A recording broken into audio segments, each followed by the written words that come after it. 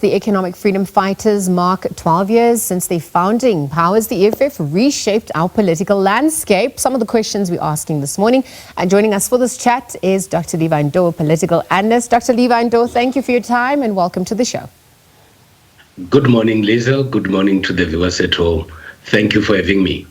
So we're obviously looking 12 years on in politics, surviving. It is significant, especially for a movement that entered the scene so disruptively.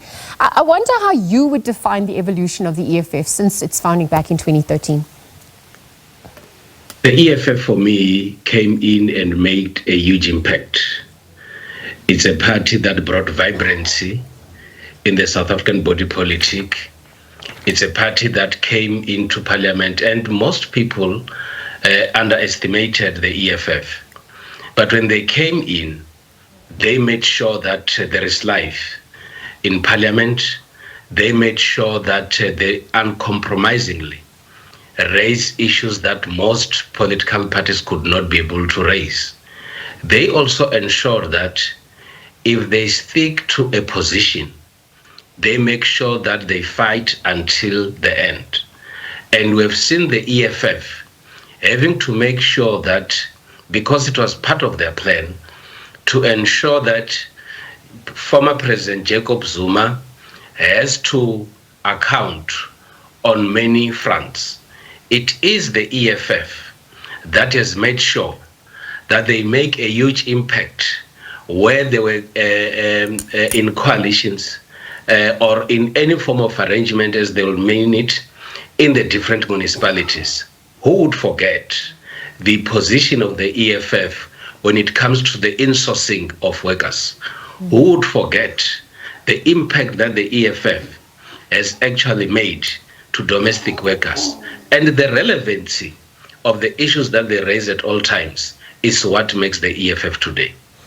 And so speaking about that staying power, for 12 years, and also how they fared in this past national elections in 2024, I also want to shine a spotlight on the EFF maintaining its own internal democracy. The question is whether the EFF is Malema's to lead alone. What's the justification in that? There's a paradox of sorts of the EFF's revolution in electoral democracy. I mean, talk to us a little bit more about, what's been critically examined on that front. What would mostly happen is that people outside political parties would actually want to shape and see those parties taking a particular direction. We have seen individuals like myself and many other of my colleagues would want to see or influencing the decision that parties are supposed to take. It is up to the EFF to decide whether they want to maintain the manner in which internal democracy and internal dynamics are being managed.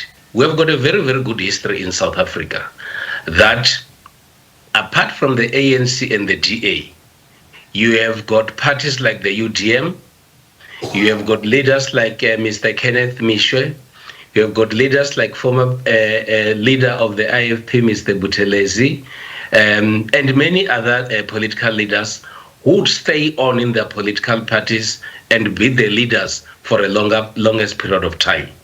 We are still waiting to see if the EFF is going to adopt that route, or if the EFF is going to look at the change of political leadership, specifically in the presidency.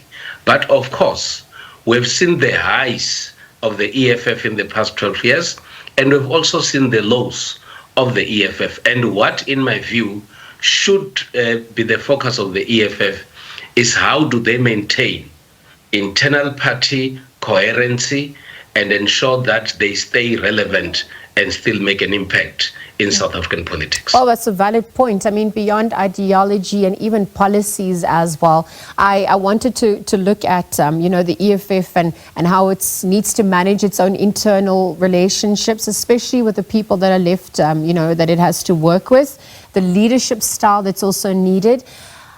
I mentioned this because given their performance at the 2024, national elections, some questioning whether they are at a crossroads and whether it's time for reorganizing or whether it's a sign that they've reached their peak and that they're fading away given the trends, and, you know, also questioning their role in South Africa's political landscape as an opposition. How would you also weigh in? I mean, these all, you know, lead up to the 2026 local government elections. So there's that scramble that's also taking place as they continue.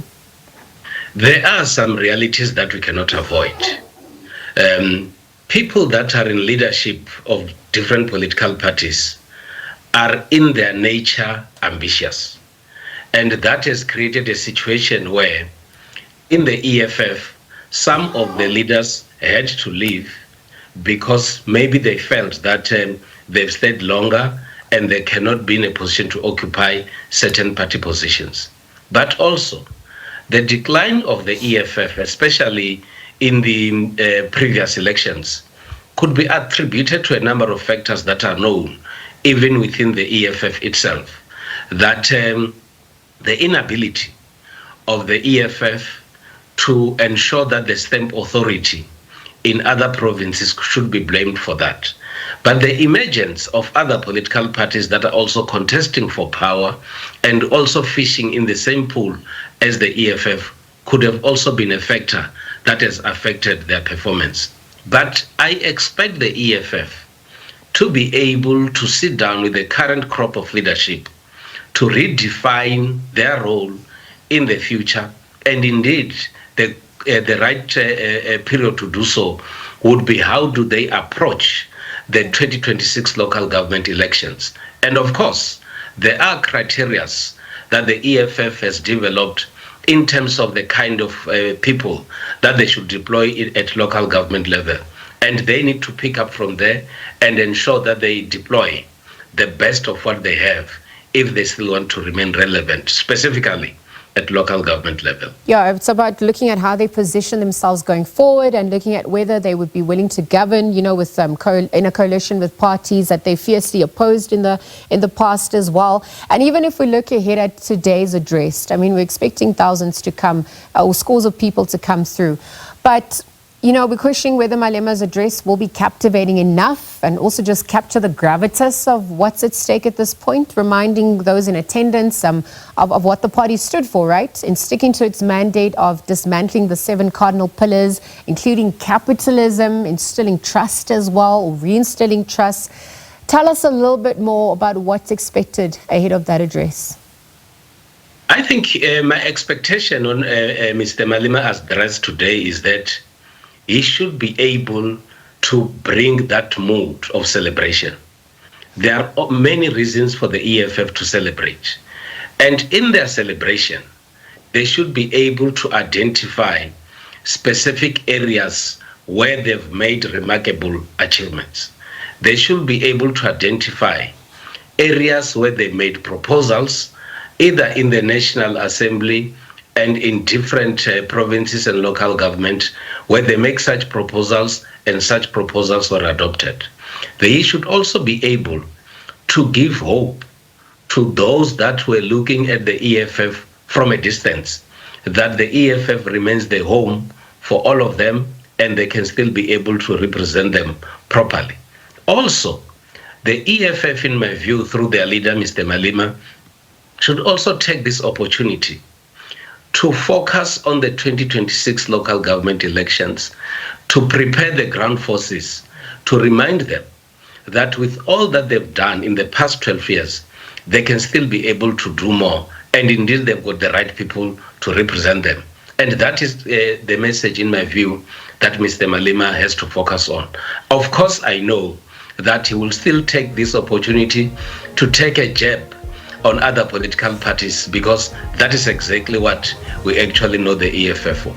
Well, possibilities, probabilities, we're edging closer to that address. Let's see what unfolds as we edge closer there. Thank you, Dr. Levy Ndou, for chatting to us about the milestones through the EFF's existence, of course, as it celebrates 12 years. It's happening at the Khayelitsha Rugby Stadium. We're looking at how the movement has shifted the country's political center of gravity and, of course, what is next as we edge closer to the local government elections. Stay tuned with our special coverage.